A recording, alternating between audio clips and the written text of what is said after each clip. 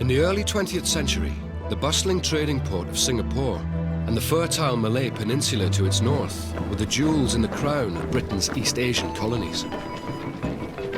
The existence of Singapore really underlines the power of the empire.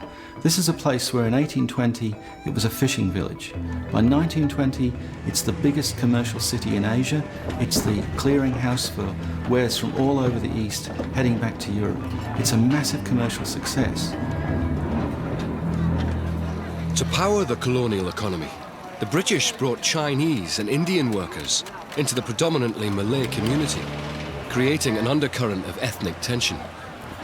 The Chinese were doing very well, especially with the prosperous tin mining industry, giving employment to thousands of tin mine workers who came from China. The Chinese were a very large component. By 1900, they were about 70% plus of the population of Singapore itself. Both Chinese and Indians, they formed the biggest racial groups within the country.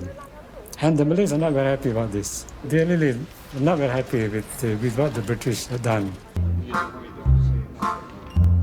But the British colonial ruling class were largely oblivious to the tensions around them as they revelled in the prestige and privilege of empire.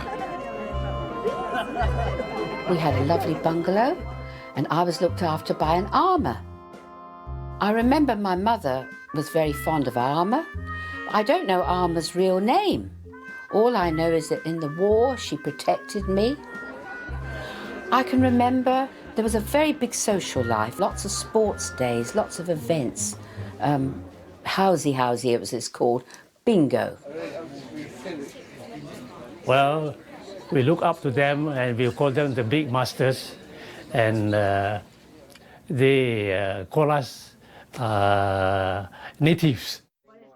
Well, the British colonials, of course, they're a breed apart.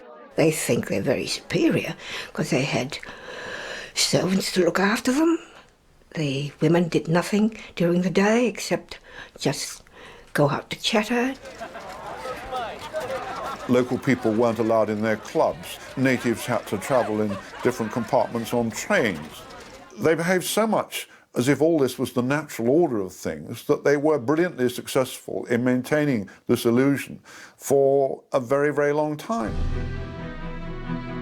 Britain was not the only colonial power in Southeast Asia. The Netherlands, France and America were also plundering the riches of the Orient. But there was one Asian country that had its own imperialist ambitions and saw itself in direct competition with the West: Japan.